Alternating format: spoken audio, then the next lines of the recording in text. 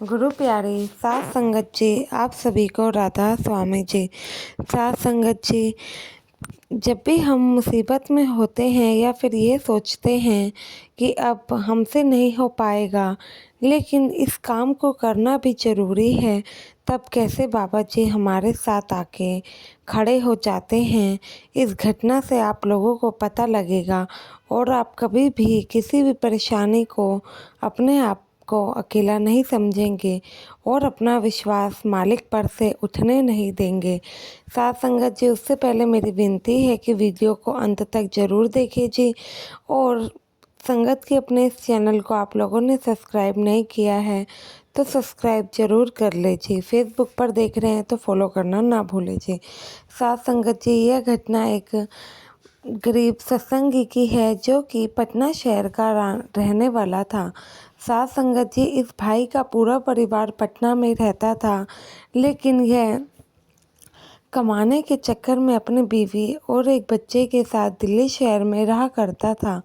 यह भाई के जो माता पिता थे शुरू से ही सत्संगी थे, तो यह शुरू से ही सत्संग जाया करता था। अब शादी के बाद ये अपनी बीवी और बच्चों के साथ भी सत्संग और हमेशा ही सेवा पर भी जाता था। साथ संगत जी, ये भाई ज़्यादा पढ़ा लिखा तो नहीं था जो किसी भी ऑफिस में जाकर काम कर सके। ये इसलिए इसको दिहाड़ी मजदूरी करके ही घर चलाता। सुबह दिहाड़ी पर जाता और शाम को आता, जो पैसे कमा के लाता उसी से इनका घर चलता था। कोई फिक्स इनकम इनके घर में नहीं आती थी और जिस दिन ये काम पर नहीं जा पाता या फिर कुदरती इसको किसी दिन दिहाड़ी का काम ना मिलता तो उस दिन इस भाई को काफ़ी दिक्कत हो जाती। इस भाई ने अपने बेटे को भी पैसों की तंगी की वजह से सरकारी स्कूल में डाल रखा था, क्योंकि यह जानता था कि यह ज़्यादा इनकम नहीं कमा पाएगा। इस वजह से ही इसने अपने बेटे को भी सरकारी स्कूल में ही एडमिशन दिलवा रखा था। साथ संगत जी, एक बार की बात है, यह भाई दिहाड़ी करके आया तो यह काफ़ी थका हुआ था और अंदर से इसको बुखार भी लग रहा था।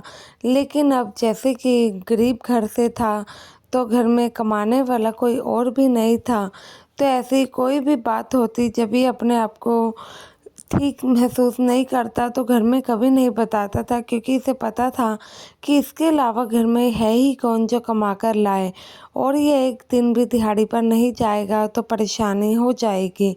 इसलिए भाई कभी भी अपने वाइफ को नहीं बताता था कि इसकी तबीयत ख़राब है। तो उस दिन रात में इस भाई की तबीयत थोड़ी ज़्यादा ख़राब हो जाती है और ये खांसने लगता है, जिसे इसकी वाइफ नोटिस कर लेती है और वह उठकर देखती हैं तो इस भाई को बुखार होता है। वह तुरंत इस भाई को जो घर में दवा रखी थी वह दे देती हैं और थोड़ा आराम करने के लिए कहती हैं। सुबह उठ के देखती हैं तो इस भाई का बुखार नहीं उतरा था और यह भाई काम पर जाने की जिद करता है, तो इनकी बीवी इनको डांट के बिठा देती है। कहती है, आप ऐसी हरकतें करेंगे, बीमार हालत में काम पे जाएंगे तो क्या होगा, हमारा घर में है ही कौन जो कमाने वाला हम सोचें। अब आप अपनी तबीयत का ख्याल ही नहीं रखेंगे तो फिर आगे कैसे काम चलेगा। तो ये अपनी बीवी की बात मानकर घर पर रुक जाता है, तो इसकी बीवी फिर डॉक्टर के पास इसे लेके जाती है। एक दिन पहले ये जो दिहाड़ी कमा कर लाया था वह सब पैसे डॉक्टर को ही चले जाते हैं। अब दोनों जब हस्बैंड वाइफ डॉक्टर के पास से आते हैं तो काफ़ी परेशान होते हैं। वह कहता है कि तुमने खामखा ही मुझे काम पर नहीं जाने दिया और जो मैं सारे पैसे कमा कर लाया था वह भी डॉक्टर को चले गए। अब हम घर का गुजारा करेंगे कैसे, शाम को बच्चा आएगा तो उसको खाना कहाँ से देंगे। तो उसकी बीवी कहती है कि कोई बात नहीं, आज का तो गुजारा हो जाएगा, इतना राशन तो है घर में, बाकी कल की कल देखते हैं, तुम ज़्यादा परेशान मत हो, अभी तुम्हें अपना ख्याल रखने की ज़रूरत है, तुम वो करो। तो साथ संगत जी, दोनों ही हस्बैंड वाइफ काफ़ी परेशान हो रहे होते हैं, क्योंकि डॉक्टर ने 5 दिनों के लिए इस भाई को आराम करने के लिए कह दिया था। तो अब घर में 1 रुपया भी नहीं था और इनकम का सोर्स भी नहीं था, तो वह लोग क्या ही करते। वह काफ़ी परेशान होते हैं, तो वह भाई बीमारी की हालत में भी थोड़ा अपना नाम जपने बैठ जाता है। जब भजन सिमरन पे बैठता है तो बाबा जी से कहता है कि आप तो जानते ही हैं कि किस प्रकार की परेशानी, अब आप ही इस परेशानी का हल कर सकते हैं। तो इस साथ संगत जी शाम को इस सत्संगी भाई का एक दोस्त आता है और वो दिहाड़ी देकर जाता है। कहता है कि ये लो, ये मज़दूर ने तुम्हारी आज की दिहाड़ी भेजी है।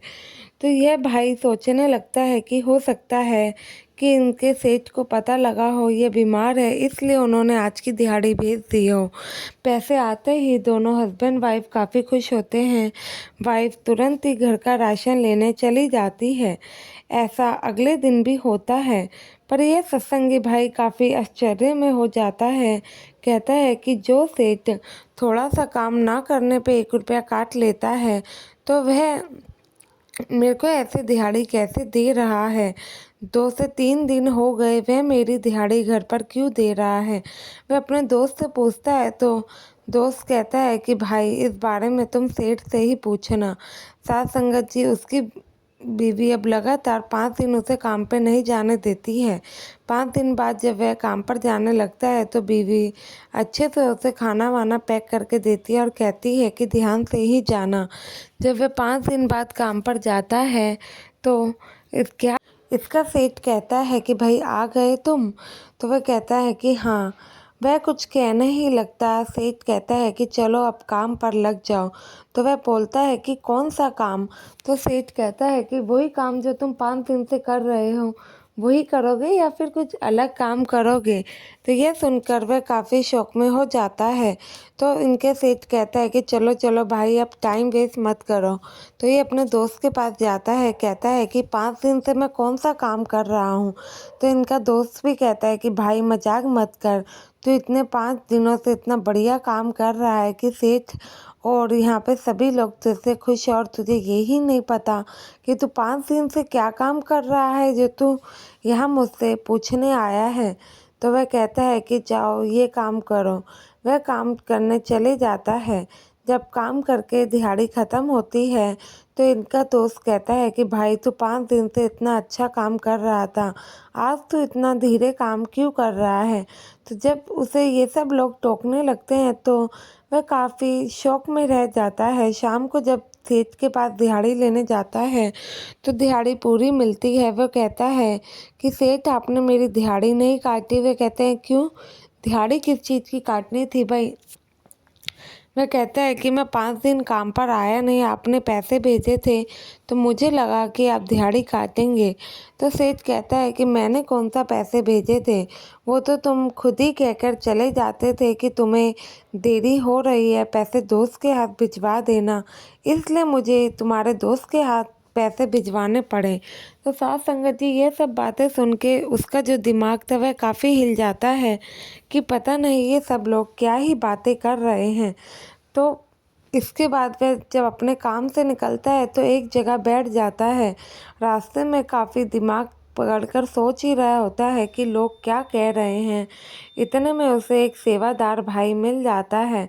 वो उनसे हालचाल पूछने लगता है, कहता है कि भाई तुम ठीक हो ना, कल जब सेवा पर आए थे तो तुमसे बात करना रह ही गया, और बताओ तुम्हारी तबीयत कैसी है। कल तुम्हारी तबीयत मेरे को थोड़े हल्की ही लग रही थी। वो कहता है कि मैं कल सेवा पर कब आया। इतने में वह सेवादार भाई को अपने पास बिठाता है और कहता है कि आप बताइए, मैं 5 दिन से अपने घर में हूँ लेकिन कोई मेरी जगह पे काम करके चला गया और मेरे को दिहाड़ी घर पर आती रही। अब तुम कह रहे हो कि मैं कल सेवा पर भी आया था, बल्कि मैं 5 दिन से अपने घर से नहीं निकला, तो फिर ऐसा कैसे हो सकता है। तो साथ संगत जी वह सेवादार भाई काफ़ी नाम की कमाई वाला था। तो वह कहता है कि भाई मेरे पास तुम्हारा सवाल का जवाब है। तुम 5 दिन काम पर नहीं गए तो उसके बदले बाबा जी तुम्हारे लिए गए थे, क्योंकि तुम्हारे घर में परेशानी थी, और कल सेवा पर भी बाबा जी ही आए थे। तो साथ संगत जी वह यह सुन के कहता है कि भाई ऐसा कैसे हो सकता है। तो वह सेवादार भाई कहता है कि भाई बाबा जी कभी भी अपने प्यारे बच्चों को अकेला मुसीबत में नहीं छोड़ते हैं। तुम जब नहीं थे तो बाबा जी ने ही तुम्हारी जगह संभाली थी ताकि तुम्हारे घर में किसी प्रकार की परेशानी ना हो। तो साथ संगत जी यह सुनकर वह फूट फूट कर रोने लगता है। अपने घर जाकर अपनी वाइफ को जब सारी बात बताता है तो उसकी बीवी भी काफ़ी रोती है और दोनों मिल के बाबा जी का शुक्राना अदा करने लगते हैं।